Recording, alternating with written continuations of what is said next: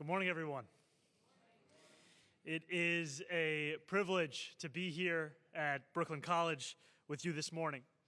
And I want to say thank you to the Under the Radar Festival for, we can give them a round of applause, for providing 1,500 tickets to New Yorkers free of cost and allowing us to be here to help celebrate that decision. When I speak about making our city more affordable, my vision is not limited to the homes that we live in or the childcare that we're making universal. It's also a vision where we make it possible for working people to afford lives of joy, of art, of rest, of expression. And I met New Yorkers today at our giveaway where they shared with me the struggles in their own life. And so often all they are seen for are those struggles. All they can think of are those struggles. And what today also provides an answer to is that they too should have art in their lives. They too should be able to engage, express, and reflect on themselves and the world around them.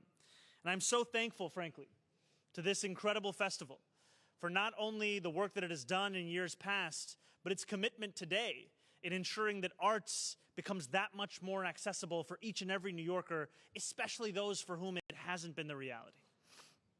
And this giveaway is a reminder that art is a form of connection in a city that is both desperate for it and dependent on it. The shared laughter in a crowded theater, the eager debrief after a musical, the heavy silence that hangs over all of us in a drama, these are moments that every New Yorker deserves. And that is why I'm so delighted to be here to spread the word that the Under the Radar Festival, the nation's largest theater festival, is giving away free tickets because they too believe that art is better when it can be shared and enjoyed by every single New Yorker.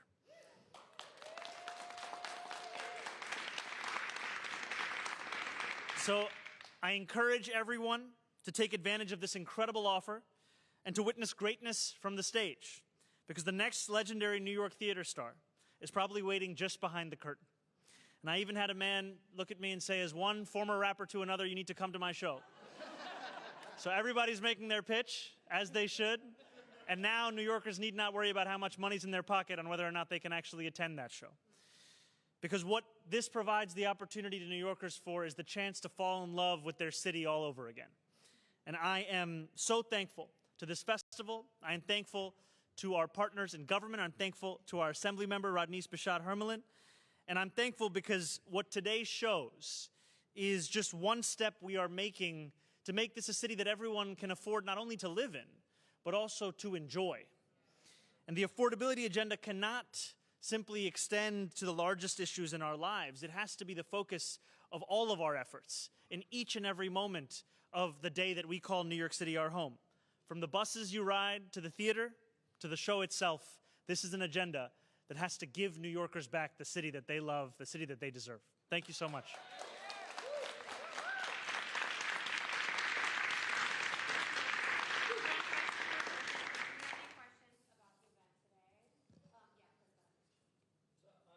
Mayor, question about incidents that happened last night.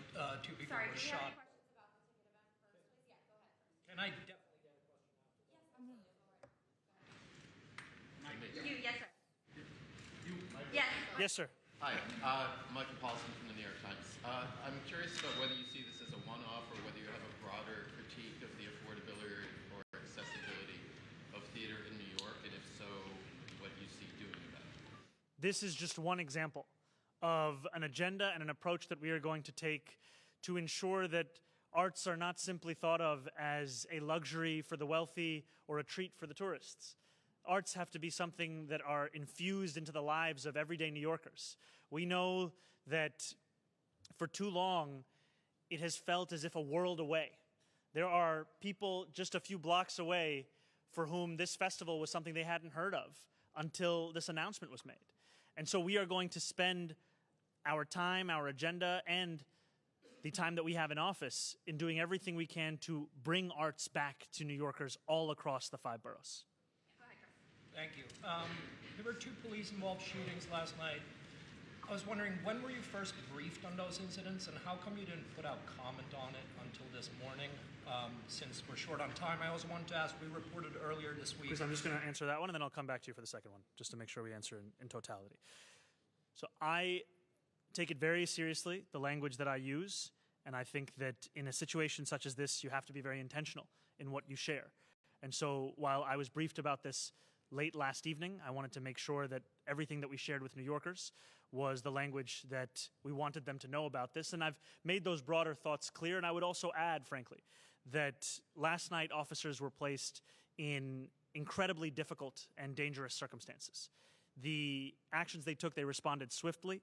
And I will always emphasize, when someone has been killed, the need for a thorough investigation, as is our current process. And we are going to work to ensure the safety of both officers and New Yorkers at large. And I know you had a second question. Question. Please. We reported earlier this week that New York City taxpayers at this point have paid more than $600,000 to represent former Eric Adams advisor Tim Pearson in sexual harassment lawsuits. This representation has long been controversial.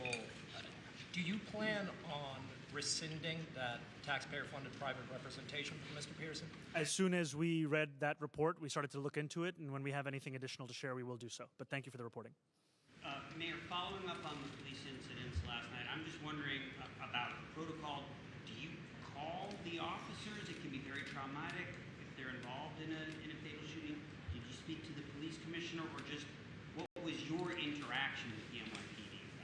My interaction continues to be that of which it is on a daily basis, which is a constant interaction with the NYPD and with the police commissioner as well. And I am deeply appreciative not only of her work, but of their work. And what we need to see now is both a recognition of just how difficult and dangerous that situation was, and the investigation that we always know comes as a result of it. Just as a quick follow-up, because these seem to be mental health-related incidents, does it give you any pause about your intention to form a separate department, Department of Community Safety, to handle mental health incidents? We continue to need an answer to the more than 200,000 mental health calls that the NYPD responds to and receives on an annual basis. And I do continue to believe in the importance of having a mental health unit dedicated specifically to the mental health crisis. And I also recognize the difficulty that last night's situation presented for those officers, and they're acting swiftly to respond to it. Yes, and to follow up on that, how you obviously have public safety experts on your transition team. How are they recommending how a community safety response would be to an incident at Methodist? Steps to how that would take place. This is very much in the conversations that we're having at this time. What I do appreciate, however, is that as we chart a new path forward, that we continue to have a police department that is responding to the needs that are in the immediate. But would necessarily a team have been discharged to Methodist Hospital in the case last night? So those are hypotheticals that we will not engage in at this time. What I will tell you is that I'm appreciative of the work that the NYPD continues to do in responding to public safety needs. Thank you. Hi, Sam from the city. How's it going? Hi, Sam. How's it going? Good. I have a question for my colleague, Greg Smith. He reported on your DOI commissioner attending her resignation. He'd like to know why you accepted her resignation. You know, she has been unwavering in her fight against corruption, and I thank her for her service. She made the decision to offer that, and we will leave the answer as to why she did so to her. You accepted. Can you say why? We are putting together an administration that is dedicated to building a new era in our city, and so we are continuing to make decisions on retention and recruitment. We appreciate her service. Yeah, we'll have time for one more. Miles, go ahead. I just wondered, I'm sorry to go back to the NYPD question. You were sort of here and speaking to us. It's the first time that you've said anything about the officers, and then the tweet you sort of spoke about an internal investigation and about the folks who were killed in those instances. There's questions in the department about why you're not more forceful about the work that those officers did. And then there's also the apparently consternation with the police commissioner about, not hearing from you publicly about it and feeling as though there wasn't enough support for those officers who, fired, and it's a traumatic experience for them as well. I want to be very clear in the first remarks that I'm sharing with you here, as I said earlier today, that last night officers were put in a difficult and dangerous situation. And I continue to appreciate the work that they do every single day in New York City to keep New Yorkers safe. And I also recognize the immense difficulty that comes with that responsibility. And I appreciate the work also of my police commissioner in ensuring that we are delivering this public safety to New Yorkers. And that, to me, is the focus of this moment. Thank you guys. Thank you, guys. Mayor, I want to